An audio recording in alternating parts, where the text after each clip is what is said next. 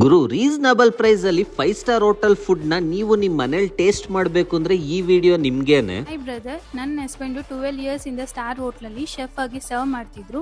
ಅಲ್ಲಿ ಸಿಗೋ unique tasty ಫುಡ್ಸ್ನ ಎಲ್ಲರೂ ಟೇಸ್ಟ್ ಮಾಡಲಿ ಅನ್ನೋ ಕಾನ್ಸೆಪ್ಟ್ ಮೇಲೆ ನಮ್ಮದೇ ಆದಂಥ ಒಂದು small cloud kitchen tasty and ಕ್ರೀಮ್ನ ಓಪನ್ ಮಾಡಿ.